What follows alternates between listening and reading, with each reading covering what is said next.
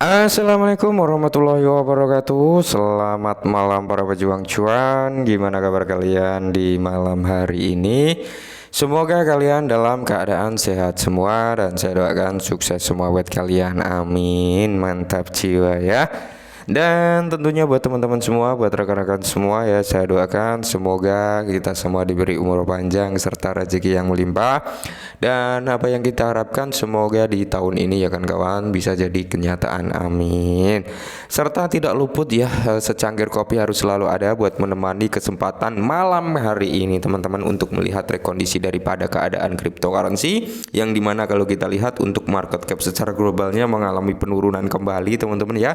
Karena terakhir kita bahas itu di area 1.500.000.000.000 ya. Kali ini berada di area 1.400.000.000.000. Berarti ada penurunan kembali. Kalau untuk Bitcoin dominance masih stagnan berada di area 48,3%-an teman-teman ya.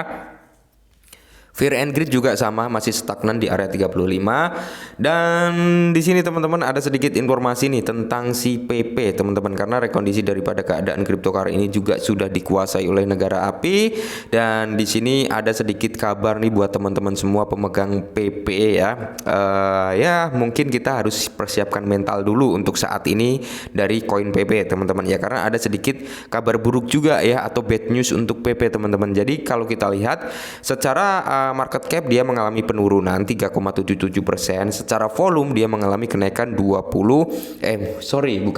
penurunan pula ya, yaitu 20,56% teman-teman. Ya sebenarnya kalau kita bandingkan dengan Shiba untuk market capnya jauh banget ya, masih tinggian Shiba. Sebenarnya potensi PP ini kalau memang dia bagus teman-teman, punya kinerja yang baik, saya kira kalau market capnya sama kayak market cap Shiba teman-teman, wah harganya ini sudah jauh-jauh sangat luar biasa sebenarnya. Cuman di sini memang ada kesalahan atau keblunderan daripada tim PP yang mengakibatkan crash seperti ini. Dan sebenarnya di sini udah ada kabar bagusnya teman-teman, di mana 10 triliun tersebut udah dipindahkan ya dari bisa dikatakan penandatanganan itu sudah dipindahkan teman-teman ke alamat kontrak baru, jadi nggak bisa diotak-atik lagi oleh orang-orang yang ingin ngambil PP kembali. Itu informasi resmi dari PP teman-teman, the real ya, Noah. Kalian bisa cek akun Twitter daripada PP. Cuman di sini ada sedikit kabar buruknya. Kabar buruknya apa? Kita sebelum melihat kabar buruknya kita cek dulu untuk real chartnya dulu ya. Nah ini adalah real chart daripada si PP coin teman-teman ya. Si PP ini kalau kita lihat dia sedang stagnan ya, atau mengalami konsolidasi lah di area supportnya dia. Ini area support yang cukup kuat. Kenapa? Karena di sini terlihat ya, ketika dia berada di support sini teman-teman, lonjakan harganya cukup signifikan. Berarti di sini ada demand yang cukup kuat, makanya dia tertahan nih di area supportnya ini ya. Tapi di sini ada potensi teman-teman, ketika area supportnya ini turun ya atau terjebol ya, next target dia ada potensi untuk area terdekat yang akan dituju adalah di area 73741. Ini sebenarnya sudah terrespon meskipun belum tersentuh seperti ini, tapi dia ngambil dari shadow-nya aja ya, sudah terrespon dari shadow-nya. Lantas kemana dia akan turun? Nah ketika area ini mampu terjebol teman-teman, mana area 72 atau 73 ini terjebol, next dia ada potensi di area resisten berikutnya, yaitu di area 3247. Ini adalah area banteng atau area pertahanan terakhir yang bisa dikatakan di sini area demand yang sangat-sangat powerful ya. Sebenarnya ini adalah area demand yang sangat powerful, yang dimana kemungkinan besar ketika si PP ini kalau memang benar-benar dia mampu jebol sampai di level ini teman-teman, tidak menutup kemungkinan nanti dia akan cepat recover, Kenapa? Ya karena di sini ada area supply yang cukup kuat ya. Recovernya sampai mana ya kita belum ada yang tahu, mungkin bisa sampai langsung di area 7 atau di kepala 5. Nanti kita cek lagi dari area supply berikutnya, kita bisa ngambil analisa di area-area itu di mana dia mau naik atau mau turun kembali gitu ya.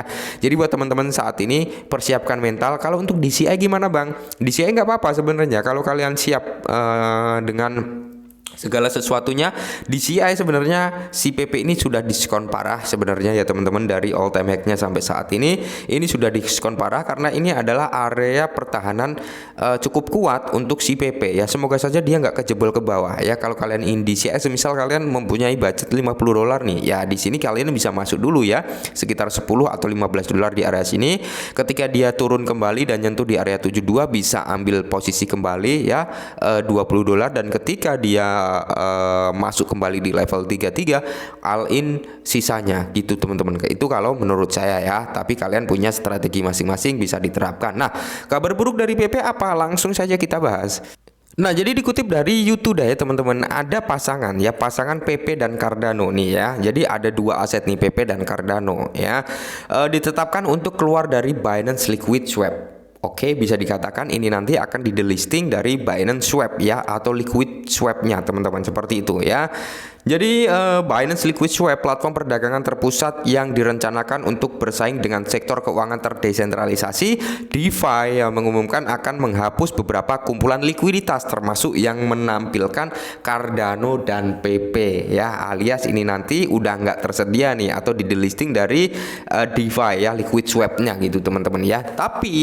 Tapi kalau kalian belum tahu nih Liquid Swap ini seperti apa ya, kayak Uniswap lah seperti itu teman-teman, penyedia liquid ya. Liquid bukan liquid buat vapor ya, bukan seperti itu. Nah, jadi di sini teman-teman ya, walaupun si PP dan Cardano ini dikeluarkan dari Liquid Swap ini teman-teman, dia nggak akan terpengaruh di perdagangan spotnya Binance ya. Cuman ini bisa menjadi kabar buruk juga sebenarnya. Kenapa di delist, kenapa dikeluarkan ya kan? Nah, Cardano dan PP ini. Nah, jadi Binance Liquid Swap, platform perdagangan terpusat yang diluncurkan pada tahun 2020 sebagai bagian dari upaya Binance untuk menangkap pasar keuangan terdesentralisasi atau DeFi, mengumumkan penghapusan ya beberapa kumpulan likuiditas termasuk yang menampilkan Cardano dan token berbasis meme PP. Nah, buat teman-teman semua yang mungkin ya, ini batasnya sampai 1 September teman-teman ya. Jadi masih ada beberapa waktu lah ya.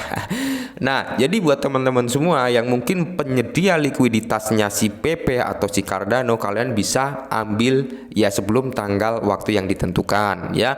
Tapi dari tim Binance-nya sendiri, dia tidak menganjurkan untuk mengisi likuiditas aset yang disebutkan atau yang akan dihapus oleh si Binance, termasuk Cardano dan PP teman-teman ya.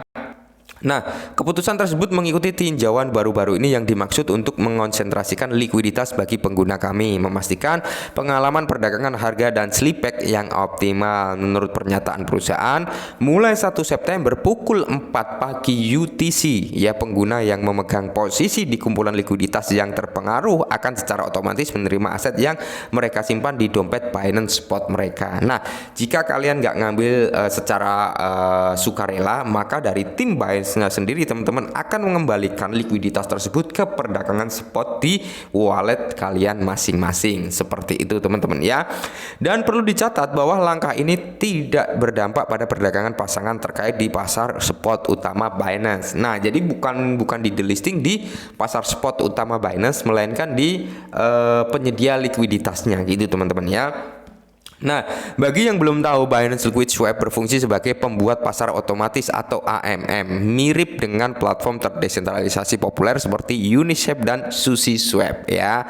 Jadi di bursa AMM ya, penyedia likuiditas menyimpan aset digital ke dalam kumpulan, memungkinkan harga yang lebih stabil dan biaya yang lebih rendah untuk transaksi besar. Kumpulan ini terdiri dari 2 token dan harga di antara keduanya ditentukan oleh jumlah relatifnya di dalam kumpulannya. Penghapusan ini mungkin menimbulkan keraguan, tetapi penting untuk dicatat bahwa token yang terkena dampak masih dapat diperdagangkan di pasar spotnya Binance ya. Keputusan untuk menghapus kumpulan tertentu sejalan dengan praktis standar industri, mana platform secara berkala menilai kembali dan mengoptimalkan penawaran mereka. Saat ini pengguna dilarang menambahkan likuiditas baru ke kumpulan yang terkena dampak, meskipun mereka memiliki waktu hingga 1 September untuk menukar aset mereka secara manual jika mereka memilih untuk melakukannya. Oke ya, ini sebenarnya bad news juga sih untuk PP, makanya cenderung sebenarnya PP kemarin sempat nyentuh ya di level kepala 9 ya, udah mau recover lah, udah mau membaik gitu teman-teman, tapi berita-berita negatif masih nyerang PP ya. Semoga saja sih ya Semoga saja ini segera teratasi, segera selesai permasalahan FAT yang ada di PP. Semoga setelah selesai, harapannya seperti itu. Dan buat para teman-teman yang sempat bertanya, Bang mau hold apa bertahan ya? Kalau untuk saya pribadi, saya tetap hold, teman-teman tetap hold ya. Kalau buat teman-teman sendiri ya sesuaikan. Kalau memang kalian berani berspekulasi, berani dengan semua resiko yang ada, ya silakan di hold. Kalau enggak ya kalian mau cut loss, tapi kalian harus terima kerugian yang kalian dapat gitu ya. Jadi buat teman-teman semua ya, saya kira kalau menurut saya, opini saya pribadi, teman-teman, menurut pandangan saya, PP ini masih bisa recover ya, masih bisa recover selama developernya sejalan, selama developernya nggak ngejual yang 10 triliun tadi sisanya ya, itu masih bisa recover teman-teman. Tapi ketika developer ngejual 10 triliun ya, itu berarti udah fix dia rakpul. Karena apa, dana yang disimpan untuk tim itu kan kemarin 6,3% kalau nggak salah ya. Nah ini sudah terjual banyak teman-teman, sekitar 15 triliun atau 16 triliun atau berapa ya kemarin ya, setara 15 juta US dollar kalau nggak salah ya. Itu katanya kan dibobol oleh timnya si PP yang dulunya sejalan tapi tidak sejalan kembali, dengan mengubah sistem tanda tangan mereka ngeluarin PP dan akhirnya dijual di bursa dan berdampak harganya drop dari PP ya. Sisa 10 triliun ini bisa menjadikan acuan kita ketika memang developernya serius untuk mempertahankan PP, maka 10 triliun tersebut nggak akan dijual teman-teman, tetap akan disimpan ya seperti itu. Tapi kalau 10 triliun itu dijual, fix saya yakin developer memang berniat untuk rakpul ya. Semoga saja enggak sih, semoga saja enggak. Saya juga holder dari PP, harapannya tetap grow up ke atas ya.